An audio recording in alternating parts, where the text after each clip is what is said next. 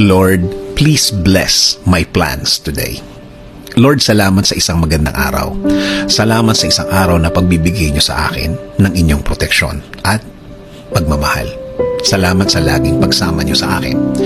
Salamat sa laging nakahanda kayo para tulungan ako. Alam ko na makakasama ko na naman kayo dahil ang araw na kasama kayo ay isang buong araw na puno ng pagpapala, puno ng mga magagandang bagay, puno ng proteksyon na para sa akin at para sa aking pamilya.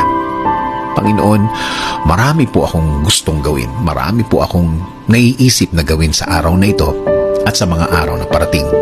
I-bless mo po ang lahat ng aking plano ngayon. I-bless nyo rin ang bawat bahagi ng aking plano. I-bless nyo po ako ng mga ideas, mga bagong bagay na pwedeng gawin na gusto kong gawin, Lord. Lord, ilagay nyo po sa way ko ang mga tamang tao na tutulong sa akin. Ilagay niyo po sa aking buhay ang mga tamang tao na magiging guide ko na pwedeng i-share sa akin ang mga learnings na nasa kanila, mga bagay na nasa kanila, mga bagay na natutunan nila sa kanilang mga buhay. Panginoon, ibigay niyo din po ang mga bagong opportunity sa aking buhay, mga bagay na kailangan ko po sa aking plano, mga bagay na kailangan ko po na nasa akin para makatulong po sa akin. So I'm asking you, Lord, to please bless my plan. Bless niyo po ang aking mga dadaanan na experience.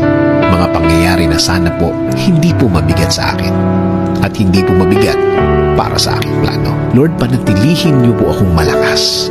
Ilayo niyo po ako sa mga sakit at mga viruses na nagkalat sa labas ngayon. Protektahan niyo po ako sa buong araw ngayon at sa mga araw na parating, Lord. Patuloy niyo pong bigyan ng solusyon ang aking mga problema.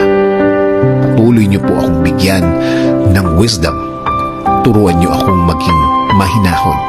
Turuan niyo akong maging focus sa vision na ibinigay niyo sa akin para sa aking plano, sa aking buhay. Kayo na din po ang bahala sa aking pamilya, Lord. Alagaan niyo din po sila at i-bless sa araw-araw ng kanilang buhay. Bigyan niyo din po sila ng proteksyon. Bless them with your guidance and direction. In Jesus' name we pray.